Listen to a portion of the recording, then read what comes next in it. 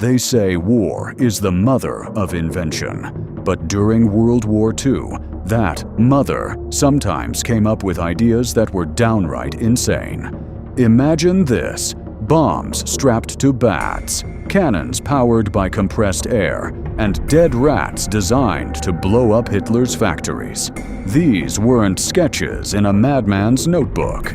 These were real military programs that cost millions of dollars. Let's take a look at how it all actually happened. Let's start with the Panjandrum.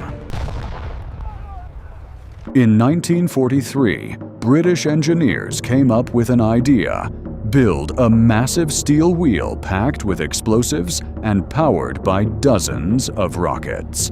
The plan was simple. The wheel would roll up the beach and blow a hole in the German concrete defenses of the Atlantic Wall. In reality, during testing, the rockets didn't fire evenly. The 2-ton wheel started wobbling and spinning out of control, and in one test, it suddenly turned around and rolled straight toward the high-ranking officers who were observing the demonstration, and the wheel eventually crashed and burned.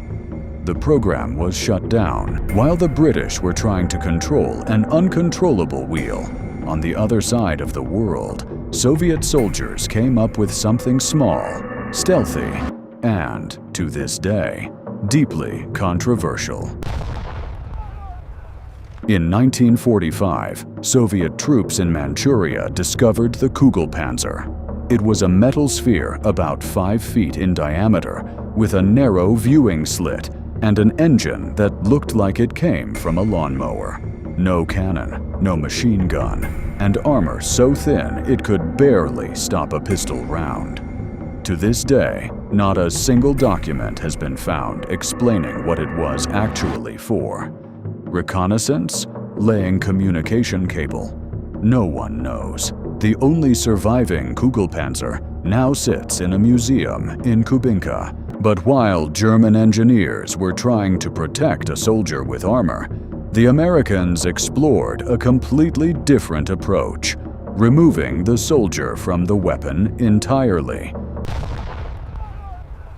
The idea came from a dentist named Lytle Adams. His proposal was to use thousands of bats, each fitted with a small timed incendiary device.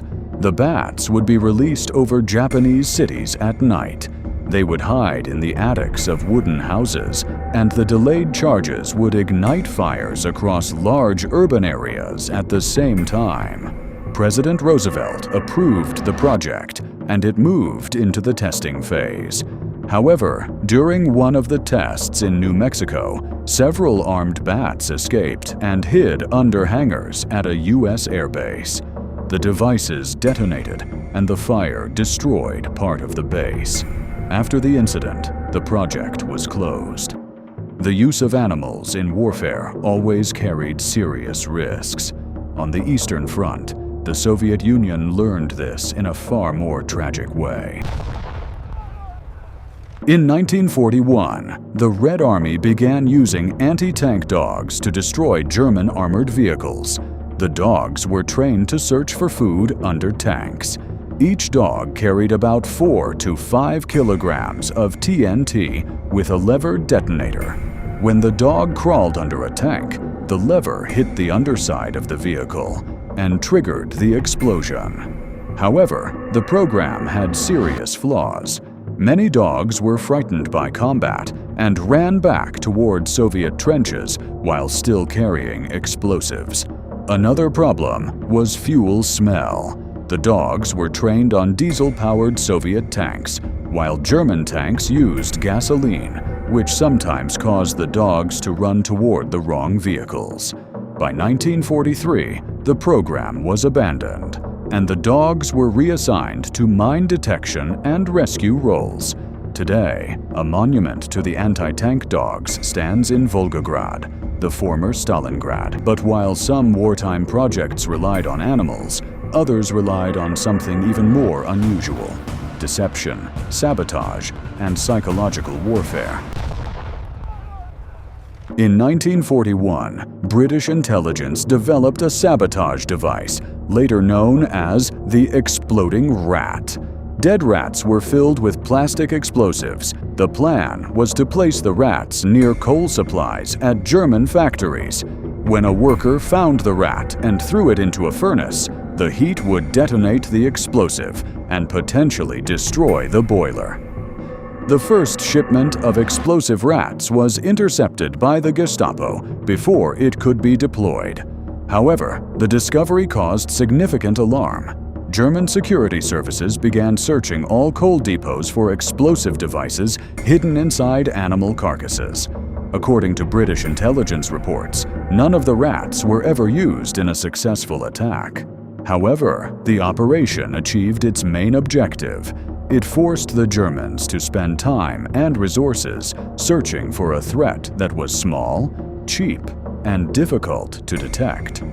While Britain was developing sabotage operations, Japan was working on a very different weapon, one that used the power of the wind to carry explosives across the ocean.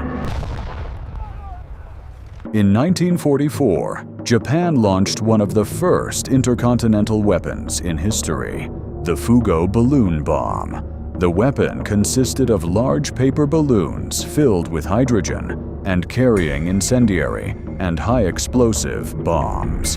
The balloons were released in Japan and carried by high-altitude jet streams across the Pacific Ocean toward North America. Around 9,000 balloons were launched. Most of them fell into the ocean, but approximately 300 reached the United States and Canada. In 1945, one of these balloons was discovered by a family in Oregon. When they approached the device, it detonated, killing a pregnant woman and 5 children. They became the only civilian fatalities on the continental United States caused by enemy action during World War II. The U.S. government kept the incident secret at the time to prevent Japan from learning that the balloons were reaching North America. While Japan used the wind to carry explosives across the ocean, German engineers were experimenting with weapons that used air itself as a weapon. In 1944, German engineers began testing a device known as the Windkanon, designed to shoot down aircraft using blasts of compressed air. The weapon worked by igniting a mixture of hydrogen and oxygen inside a combustion chamber. The explosion produced a powerful air blast that traveled through a large tube and exited as a concentrated shock wave. However, the weapon was ineffective against aircraft. The shock wave dissipated quickly in open air and could not reach planes flying at altitude. The project never became an operational weapon and remained experimental until the end of the war. After the failure of air-based weapons, German engineers began working on a different idea, a weapon designed to allow soldiers to shoot around corners. In 1944, Germany developed a device called the Krumlauf, a curved barrel attachment for the STG-44 assault rifle.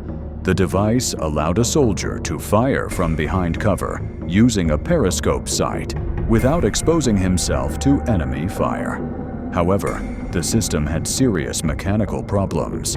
When a bullet passed through the curved barrel, it experienced extreme pressure and deformation. The barrel wore out very quickly, often after only a few hundred shots. In some cases, bullets shattered inside the barrel, and fragments could be dangerous for the shooter. Although some units were produced and tested in combat conditions, the device was never widely used due to its short lifespan. Despite these limitations, German engineers continued working on increasingly ambitious weapons, including ones designed to strike targets across the English Channel. In 1943, Nazi Germany began construction of the V3, a massive long-range artillery weapon built into a hillside in northern France. The V3 was not a conventional cannon. It used a multi-chamber design, where additional charges ignited sequentially along the barrel, accelerating the projectile as it traveled forward. The barrel was over 130 meters long. The installation was so large that it could not be effectively concealed. Allied reconnaissance discovered the site, and British bombers heavily damaged the complex before the weapon could become fully operational. Many of these experimental weapons were technological dead ends, but one of them, despite its size and cost, would go on to shape the future of modern warfare. By 1944, German engineers had developed one of the first operational night vision systems for infantry, known as the Vampyr. The system used an infrared spotlight and a scope that could detect reflected infrared light, allowing a soldier to see in complete darkness at distances of up to 100 meters. The system was heavy and required a large battery pack carried on the soldier's back. In total, the equipment weighed around 35 kilograms. The Vampyr system became an early precursor to modern night vision technology. Unlike many experimental weapons of the war, this technology did not disappear after 1945. It continued to develop and eventually became standard equipment in modern armies. Many experimental weapons of World War II were dead ends, strange ideas that never worked in real combat. But some of them, like early night vision, shaped the technology that defines modern warfare today.